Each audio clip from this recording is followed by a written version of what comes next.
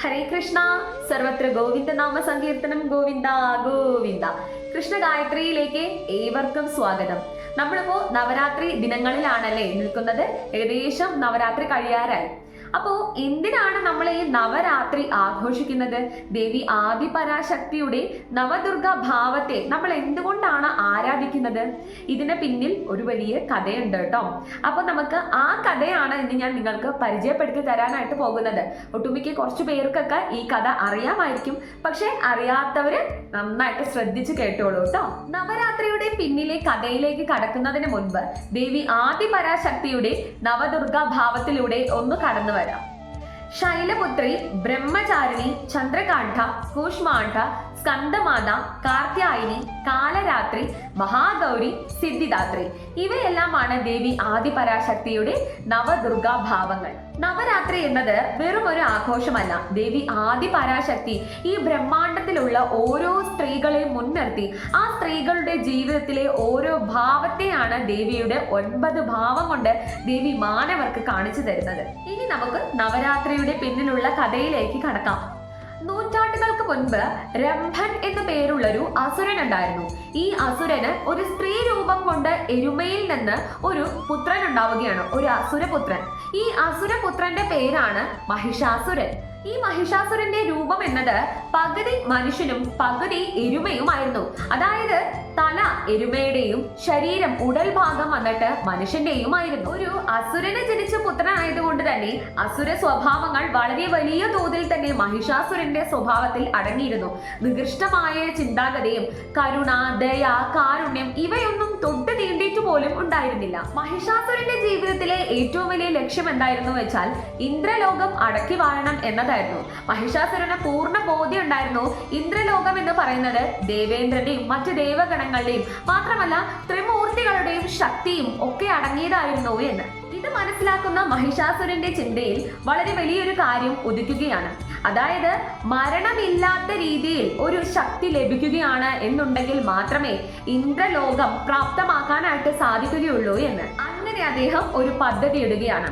ത്രിമൂർത്തികളിൽ ഒരാളെ പ്രീതിപ്പെടുത്തി അദ്ദേഹത്തിന്റെ കയ്യിൽ നിന്ന് അമരത്വം എന്നൊരു വരം പ്രാപ്തമാക്കുകയാണ് എന്നുണ്ടെങ്കിൽ അതിനുശേഷം ഇന്ദ്രലോകം എളുപ്പം തന്നെ പിടിച്ചടക്കാനായിട്ട് സാധിക്കുമെന്ന്. അങ്ങനെ മഹിഷാസുരൻ തീരുമാനിച്ചു ത്രിമൂർത്തികളിൽ പ്രഥമനായ ബ്രഹ്മദേവനെ തന്നെ തപസ് ചെയ്ത് അദ്ദേഹത്തെ പ്രീതിപ്പെടുത്തി അദ്ദേഹത്തിന്റെ കയ്യിൽ നിന്ന് അമരത്വം എന്ന വരം പ്രാപ്തമാക്കാമെന്ന്. പിന്നീട് മഹിഷാസുരൻ അതിഘോരമായ തപസ്സിൽ ഏർപ്പെട്ടു.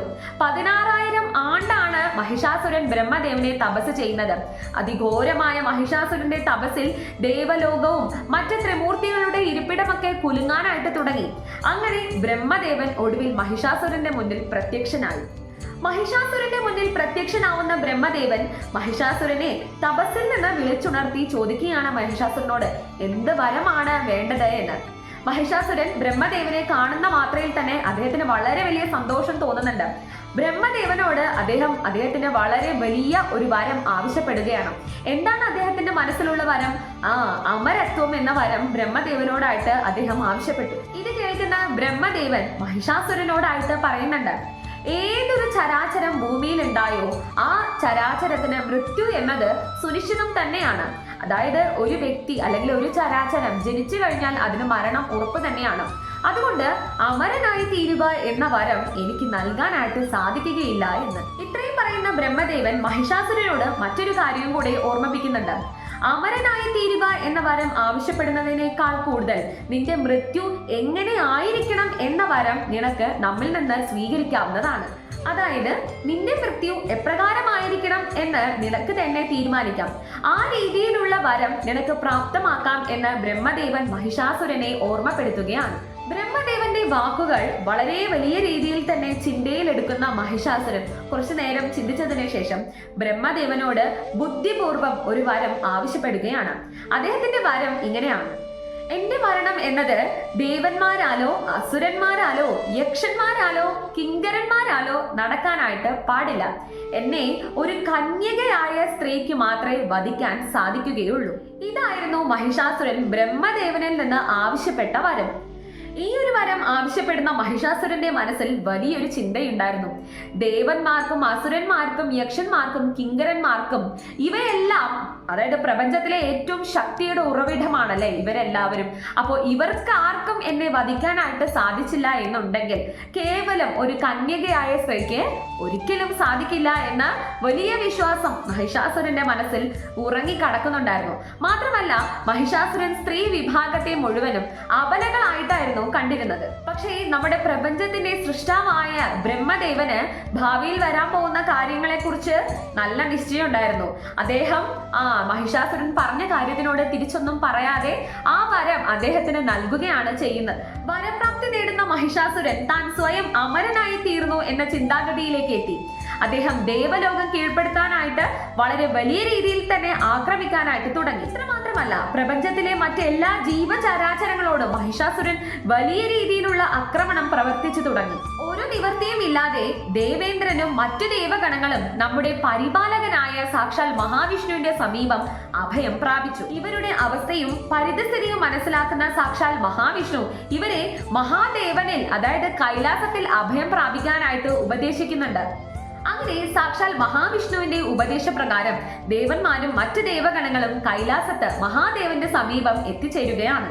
അങ്ങനെ കൈലാസത്തിൽ എത്തുന്ന ദേവേന്ദ്രനും ദേവഗണങ്ങളും അവരുടെ വിഷമങ്ങൾ മുഴുവൻ സാക്ഷാൽ മഹാദേവന് മുന്നിൽ സമർപ്പിക്കുകയാണ്. പരിതസ്ഥിതി വ്യക്തമായി മനസ്സിലാക്കുന്ന സാക്ഷാൽ മഹാദേവൻ ദേവഗണങ്ങളെ ഓർമ്മപ്പെടുത്തുകയാണ്.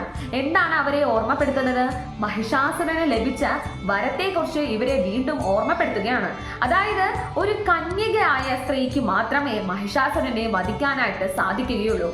അപ്പോൾ ആ വഴി തന്നെ നമുക്ക് ശ്രമം തുടരാമെന്നാണ് സാക്ഷാൽ മഹാദേവൻ പദ്ധതി. ഭഗവാൻ മഹാദേവൻ അവരോടായിട്ട് പറയുന്നുണ്ട്, വെറും ഒരു കന്യകയ്ക്ക്, ഒരു ശക്തിയും ഇല്ലാത്ത സാധാരണ ഒരു കന്യകയ്ക്ക് ഒരിക്കലും മഹിഷാസുരനെ പോലെയുള്ള ഒരു അസുരനെ വധിക്കാനായിട്ട് സാധിക്കുകയില്ല.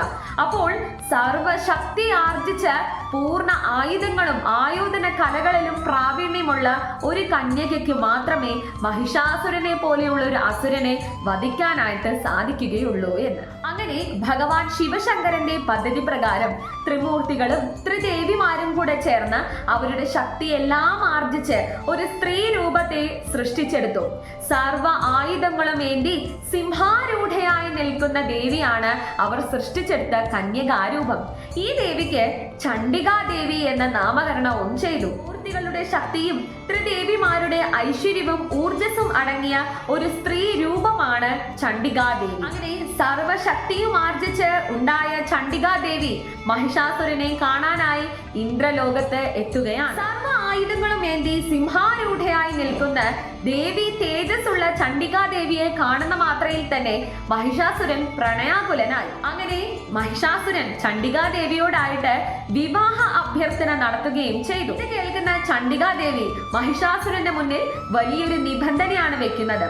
തന്റെ കൂടെ യുദ്ധം ചെയ്ത് തന്നെ പരാജയപ്പെടുത്തുകയാണെങ്കിൽ മാത്രമേ വിവാഹം എന്ന വലിയ പ്രക്രിയ സാധ്യമാവുകയുള്ളൂ എന്ന്. അങ്ങനെ ചണ്ഡികാദേവിയുടെ വാക്കുകൾ കേൾക്കുന്ന മഹിഷാസുരൻ ഈ വാക്കുകൾ വളരെ നിസ്സാരമായി കണക്കാക്കുകയാണ്. ഒരു സാധാരണ സ്ത്രീയുമായി യുദ്ധം ചെയ്യുക എന്ന് പറയുന്നത് എത്ര നിസ്സാരമായ കാര്യമാണെന്ന് അദ്ദേഹം മനസ്സിൽ ഇങ്ങനെ ചിന്തിക്കുകയാണ്. ഈ യുദ്ധത്തിൽ ആ ദേവിയെ പരാജയപ്പെടുത്തുകയാണെങ്കിൽ ദേവി എന്നേക്കും മഹിഷാസുരന് സ്വന്തം എന്ന് മഹിഷാസുരൻ മനസ്സിൽ മനക്കോട്ട കെട്ടിക്കൊണ്ടിരിക്കുകയാണ്. അങ്ങനെ ദേവിയുടെ നിർദ്ദേശപ്രകാരം യുദ്ധം ആരംഭിച്ചു. യുദ്ധം ചെയ്ത് മഹിഷാസുരന് ദേവിയുടെ ശക്തി മനസ്സിലാക്കാനായിട്ട് തുടങ്ങി. അങ്ങനെ മഹിഷാസുരന്റെ ഉള്ളിൽ ഭയം ഉത്ഭവിക്കാനായിട്ട് തുടങ്ങി. അപ്പോഴാണ് മഹിഷാസുരൻ തനിക്ക് ലഭിച്ച വരത്തെക്കുറിച്ച് ചിന്തിക്കുന്നത്. തന്നെ വധിക്കാൻ കന്യകയായ ഒരു സ്ത്രീക്ക് മാത്രമേ സാധ്യമാവുകയുള്ളൂ എന്ന്. അങ്ങനെ തനിക്ക് നേരെ നിന്ന് യുദ്ധം ചെയ്യുന്ന ചണ്ഡികാദേവിയെ കാണുന്ന മാത്രയിൽ തന്നെ മഹിഷാസുരന്റെ മനസ്സിൽ പേടി ഇങ്ങനെ വലുതായി വരികയാണ്. അങ്ങനെ മഹിഷാസുരന് തോന്നുകയാണ് തന്നെ വധിക്കാനുണ്ടായ സ്ത്രീ രൂപമാണോ ചണ്ഡികാദേവി എന്ന്. മഹിഷാസുരന്റെ മനസ്സിൽ ആ തോന്നൽ മിന്നി മറഞ്ഞു പോവുകയാണ്. അങ്ങനെ യുദ്ധം ചെയ്ത് അവസാനം ദേവി സിംഹാരൂഢയായി ഇരുന്ന് സർവ ആയുധങ്ങളും മേന്തി തന്റെ ത്രിശൂലങ്ങളാൽ മഹിഷാസുരന്റെ തല കുത്തി മറിച്ചിടുകയാണ് ചെയ്യുന്നത്. ദിവസങ്ങളോളം നീണ്ടു നിൽക്കുന്ന ദേവിയുടെ യുദ്ധവും മാത്രമല്ല മഹിഷാസുരനെ കീഴ്പ്പെടുത്തിയ ആ രീതിയും അതിഭയാനകമായ ആ മൃത്യുവും കണ്ടിട്ടാണ് പ്രപഞ്ചം മുഴുവൻ ദേവിയെ മഹിഷാസുര മർദിനി എന്ന നാമകരണം ചെയ്യുന്നത്. ത്രിമൂർത്തികളുടെ ശക്തിയും ത്രിദേവിമാരുടെ ഐശ്വര്യവും ഊർജസ്സും ചേർന്ന് നിൽക്കുന്ന ഒരു ശക്തിയുടെ അവതാരം തന്നെയാണ് മഹിഷാസുര മർദിനി രൂപം എന്ന് പറയുന്നത്. മഹിഷാസുരന്റെ വധം നടപ്പിലാക്കി നിൽക്കുന്ന ദേവി രൂപം കണ്ട് ദേവേന്ദ്രനും മറ്റ് ദേവഗണങ്ങൾക്കും സന്തോഷം കൊണ്ട് അവരെ ആർത്ത് ഉല്ലസിക്കാനായിട്ട് തുടങ്ങി. 33 കോടി ദേവഗണങ്ങൾ എല്ലാവരും ചേർന്ന് ദേവിക്ക് പുഷ്പവർഷം ചൊരിയുകയാണ്. അതായത് അധർമ്മത്തെ നിഗ്രഹിച്ച് ധർമ്മത്തെ പുനഃസ്ഥാപിച്ച ഒരു അതുല്യമായ സ്ത്രീ രൂപം തന്നെയാണ് ദേവി ചണ്ഡികാദേവി, അതായത് ദേവി മഹിഷാസുര മർദിനിയുടേത്. എപ്പോഴൊക്കെയാണോ അധർമ്മം പൂണ്ടു വിളയാടുന്നത് അപ്പോഴൊക്കെ ധർമ്മത്തെ പുനഃസ്ഥാപിക്കാനായിട്ട് ദൈവം എന്നും അവതരിക്കും എന്നുള്ളതിന്റെ ഉത്തമ ഉദാഹരണമാണ് മഹിഷാസുരന്റെ വധം എന്നത്. 9 ദിവസമാണ് ദേവി ആദിപരാശക്തി മഹിഷാസുരനോട് യുദ്ധം ചെയ്തത്. 9ാമത്തെ ദിവസം കഴിഞ്ഞ് 10ാം ദിവസമായ വിജയദശമി നാളിലാണ് മഹിഷാസുരന്റെ വധം ദേവി നടപ്പിലാക്കുന്നത്. ഇതിന്റെ പ്രതീകമായിട്ടാണ് നവരാത്രികളിൽ നമ്മൾ 9 രാത്രികൾ ദേവിയെ ആരാധിക്കുന്നത്. ദേവിയുടെ ശക്തിക്കും ദേവിയുടെ രൂപത്തെയും നമ്മൾ ആരാധിച്ചുകൊണ്ട് 9 രാത്രി ദേവിയെ വളരെ വലിയ രീതിയിൽ തന്നെ ഉപാസിക്കുന്നത്. ഐഗിരി നന്ദിനി നന്ദിതമേതിനി വിശ്വവിനോദിനി നന്ദനുതി ഗിരിവരവിന്ധ്യ ശിരോധിനി വാസിനി വിഷ്ണുവിലാസിനി ജിഷ്ണുനുതി ഭഗവതി ഹേഷിതി കണ്ഠ കുടുംബിനി ഭൂര്യ കുടുംബിനി ഭൂര്യ കൃതി ജയ ജയ ഹേ महिषासुरमर्दिनि रम्यकवर्दिनि शैलसुधे सुरवरवर्षिणि दुर्धरदर्शिनि धुर्मुखमर्षिणि हर्षरति त्रिभुवनभूषिणि शङ्करतोषिणि किल्बिषमोषिणि घोषरधे धनुजनिरोषिणि दितिषुतरोषिणि धुर्मुखशोषिणि सिन्धुसुधे जय जय हे महिषासुरमर्दिनि रम्यकवर्दिनि शैलसुधे. ഇതാണ് ദേവി ആദിപരാശക്തിയുടെ നവരാത്രി നവദുർഗ ഭാവത്തെ കുറിച്ചുള്ള കഥ. അപ്പൊ ഏവർക്കും കഥ മനസ്സിലായി എന്ന് വിശ്വസിക്കുന്നു. ഏവർക്കും നല്ലൊരു നവരാത്രി നേരുന്നു. ഹരേ കൃഷ്ണ. ജയ ശ്രീ രാധേ രാധേ.